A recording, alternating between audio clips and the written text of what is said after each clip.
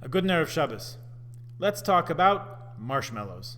You know the classic marshmallow test. It was a psychology experiment done 50 years ago to learn how kids grappled with the idea or the burden of delayed gratification. It's as simple as could be. They put a kid in a room in front of a table that had a nice, fresh, fluffy marshmallow sitting on it. The official-looking researcher with his white coat and his clipboard told the kid that he could have the marshmallow now and eat it if that's what he wanted, or if he would rather wait a little while until the researcher came back to the room, and if it was still there, the researcher would bring him another marshmallow. Eat one now, or save one now and get two later. That's delayed gratification. Then the researcher would go out of the room and they'd roll the hidden cameras and see what the kids did. Oh, these kids, they sat on their hands, they looked away, they turned their chairs around so they wouldn't have to look at this marshmallow. They took a little morsel from the bottom of the marshmallow and then put it back, thinking maybe nobody would notice. Just kid versions of how we deal with stress and anxiety in our adult lives. Okay, all kinds of conversations around this and what actually were the findings of this experiment, which are still really being debated. A book came out about 7 years ago by the guy who designed the study and renewed some interest in this fluffy, sugary debate. You might not have heard that they added a new wrinkle to the experiment. The results were just published in an article during COVID in the last year and a half or so. So it's really new findings.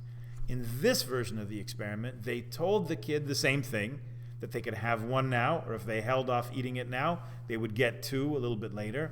And they also told the kids that they would be telling the results of the test to their teacher, or in some cases, their friends. This changed the results dramatically, apparently, and kids were much better able to delay the gratification, to hold off on wolfing down that marshmallow and get two later, if they knew that somebody was going to find out. More willpower seemed to emerge from knowing that their teachers would find out, less so if it was their peers, but still some interesting. It's one thing to try to summon up willpower. It's another kettle of fish altogether if you know that someone you respect is going to find out what you did or what you didn't do. By Sunday night, we'll be in the thick of the 10 days of Tshuva. Rosh Hashanah begins Sunday evening. I hope you'll plan to join us for this early first minyan of the new year as we welcome in the holiday. And starting with Mariv for Sunday night and the 10 days that follow, we'll be including in our prayers 3 times a day, or 4 on Yom Tov, or 5 times a day on Yom Kippur, the line, Kasvenu b'Sefer Achayim, inscribe us in the book of life. The image comes from one of the most famous Gemaras that you might not have learned yet, unless you're part of our Tuesday morning Talmud class, in which you remember that we studied Tractate Rosh Hashanah a few years ago. On Daf Tez Zayin Amud Beis, page 16b of the Talmud Tractate Rosh Hashanah, the Gemara quotes Rav Kruspadai, who describes the famous image that you know by heart. Shloisha Sfarim Niftachim b'Rosh Hashanah. There are 3 books that lie open on Rosh Hashanah. Echad shel Rashayim Gemurim, Echad shel Tzadikim Gemurim, Echad shel Beinonim. One of these books is of the wicked, one of these books is the righteous, and the third book is for all those in between. Tzadikim Gemurim Nichtamim v'Nechtamim la'alter l'chaim. The completely righteous are inscribed and sealed immediately for life. Rashayim Gemurim Nichtavim v'Nechtamim la'alter l'misa. The completely wicked are inscribed and sealed immediately for the opposite of life, shall we say. Beinonim, those in between, teluyim. For all of us in between, it's left hanging in the balance. Standing, it's left as an open question from Rosh Hashanah until Yom Kippur. Zachu, if they're meritorious, they're inscribed for life, and if not, not. Now what are these books? Are these books already written before Rosh Hashanah, and they're just opened up at this time? If that's the case, when did the judgment take place? It seems like beforehand. The way Rashi explains it, that these are records, Zikaron Shal Maaseh Abrius, the records of people's actions, not just a list of who's who, but also what happened. The Maharam Chabib, Rabbi Ibn Chabib, who was not only Rishon LeZion, the chief rabbi of the land of Israel in the late 1600s. He was also Chacham Bakshi. He was also the chief rabbi of the Ottoman Empire. Asks these questions and he offers answers. He says that these are really kinds of books. Rather than 3 actual books, they're 3 types of books. We know from Pirkei Avos that Kol Ma'asecha B'Sefer Nitzavim, all your deeds are recorded in a book. So we each have our own book. And Maharam Chabib's approach makes us ask, what will be the title or the label stamped on my book? Is it good enough as it is, or could it use a little last-minute editing? Maybe the time leading up to Rosh Hashanah, and there's still more than a day to go in this year, and then there's the 10 days of tshuva from Rosh Hashanah through Yom Kippur, to work it over, make changes, make sure it gets the proper stamp and seal and title on the cover. So now back to marshmallows, which are our food for thought. When we were younger, in a world that really doesn't exist anymore, you could do things in private. If you smoked and your parents really didn't want you to, or some other illicit behavior, there was the possibility of doing it in secret, behind closed doors, where nobody would see. The notion of getting caught means that there was a concept also of not getting caught, right? In our times, not only is everything on Twitter or Instagram or Facebook, not only is everything recorded by the camera on somebody's phone, recorded somewhere, everything is somewhere on video. Security films and records and the infinite data stream that it captures become a big storage problem for sure. What's even more problematic is that we know, even if we don't pay attention to the fact, we know that every walk in the park, every checkout at the grocery store is filmed, it's captured, it's documented, it's recorded. I don't know how many of you got a red light camera ticket. If you haven't, I can tell you that they're rather expensive, $325 last time I checked. And the second one I got, or rather the second one that was recorded by my car, because they send you the ticket no matter who's driving, actually occurred to me that it's a chesed that the province is doing, right? By not taking a picture of the driver.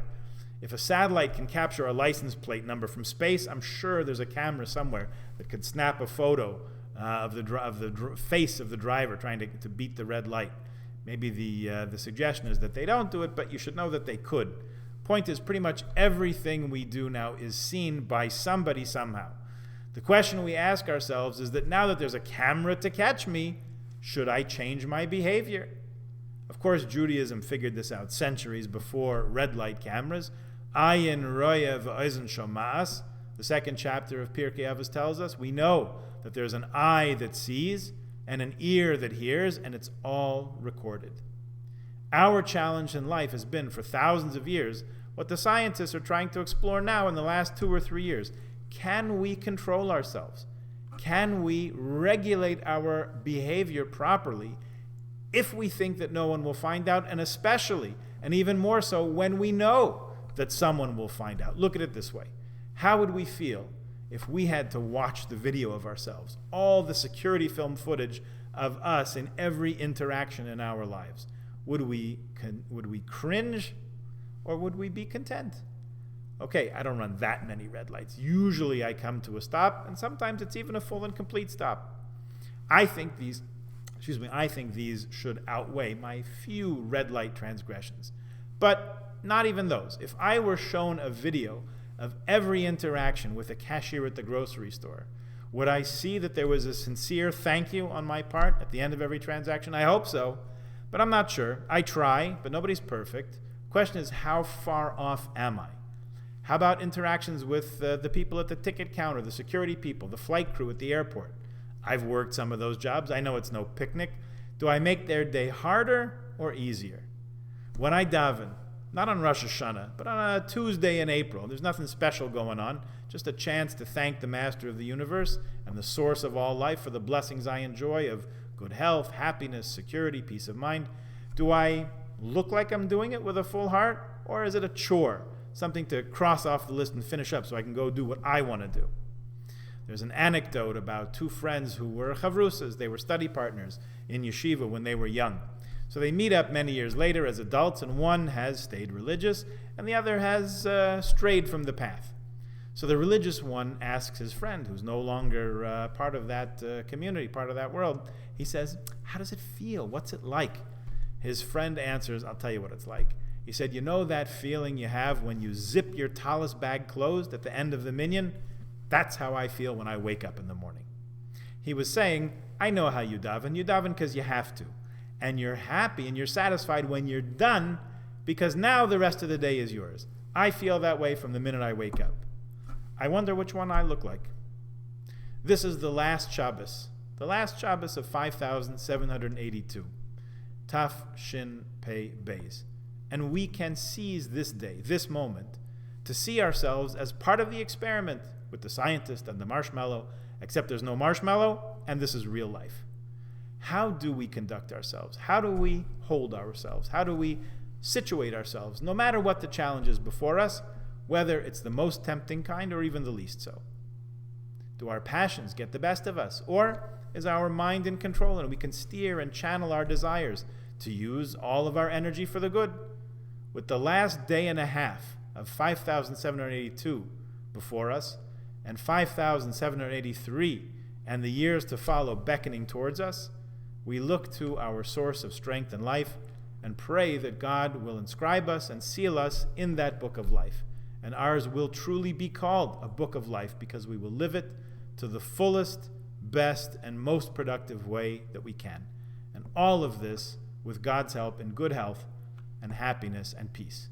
Good Shabbos, Shana Tova Umetuka.